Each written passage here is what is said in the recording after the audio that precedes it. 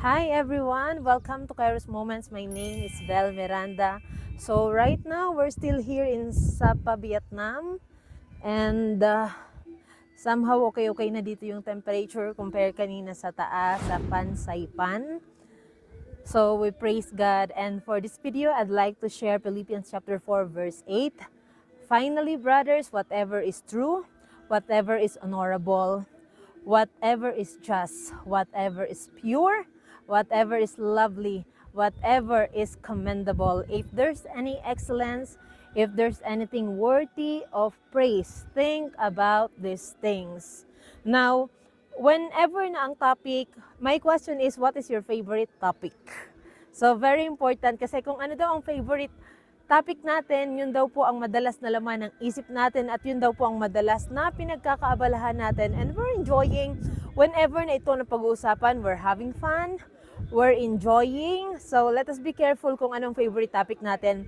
Alam niyo po nung medyo shallow pa ako na Christian, and I'm not saying that I am a deep Christian, but somehow nakakilala sa Panginoon. So minsan gustong-gusto natin na ang topic natin minsan kapwa.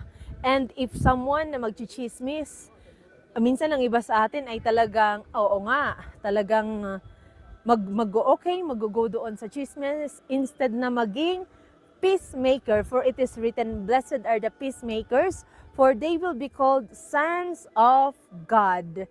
So, now I realize na it's not okay. The question is, if we have brothers and sisters, sabihin natin kasi walang perfecto na tao, na nagkasala just like us, for all have sinned and fall short of the glory of God. Lahat tayo ay nagkasala, lahat tayo ay makasalanan at walang malinis. So if ever na, I just realized dati na pag may naririnig din ako na chismis, parang oo nga, pero hindi pala tama.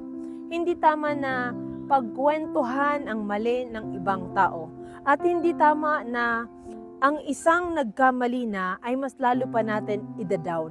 At lalong hindi tama na lagi ang isang taong yon yung pinag-uusapan at puro kamalian ng ibang tao ang nakikita natin.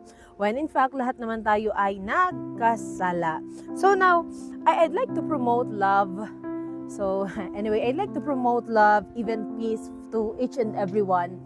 That we should be very careful with the topic that we want. And also, sometimes there are people na nakasakit sa atin. There are some people na talagang masabi natin na talagang, ay, nasaktan ako. Ay, hindi maganda ang nagawa sa akin. And sometimes, pag yun naman ang may nangyari doon na hindi maganda, if we are happy with the misfortune of other people, ang may mali, wala na doon sa taong yun, kundi nasa sa atin na. Because it is written in the Bible, let us not be happy sa misfortune ng ibang tao. So instead, pray for other people. May ibang tao na nagkasala sa atin, may ibang tao na nakasakit sa atin. Pero let us learn to forgive. Kasi kung ang i-meditate natin, kung lagi nating iisipin yung mga nagawa sa ating pagkakamali, yung mga nakasakit sa atin, can't you see? So even this place, for example, we're here right now, if we keep on talking about the past and the pain, how can you enjoy the blessing of God?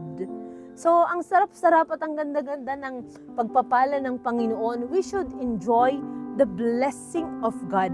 So instead of meditating, instead of looking back, instead of talking about the mistakes, the sin of other people, the wrongdoings of other people, why not pray for that person? And minsan may mga tao talaga that the Lord allowed na makapasok sa ating buhay. And sometimes it's like iron sharpens iron, but the Lord allowed it so that mas lalo pa tayong mapagtibay, so that mas lalo ma-develop yung ating character. So again, my question is, what is your favorite topic? If ang topic ay ang kapwa, that is not good. So let us always, I think, isa sa magandang topic ay the goodness of God, the faithfulness of God, what the Lord has done in our lives. At hindi rin magandang topic siguro na pag-usapan lagi ang mga pangit na nakaraan. Kasi baka naman marami na magandang nangyari sa ating buhay, pero ang lagi pa rin nakikita natin ay ang pangit. So let us always choose and think what is honorable, what is commendable, what is lovely, what is true, what is pure, and what is just, and what are the things that will bring glory to God. Because life is not perfect, but we have a perfect God. There may be some difficulty, but remember that we are in the hands of God. So let's always choose to look at the brighter side of life, because every day there may be some challenges, but God is good and He remains faithful forever. So, to my brothers and sisters in Christ, enjoy the faithfulness of God. And even my problems, keep praising God, because at the end of the day, you will see the deliverance of our faithful God. So thank you. Let's enjoy. So you see, even us in our business, minsan may mga challenges, may mga delay, but God is always on time. God is a perfect God.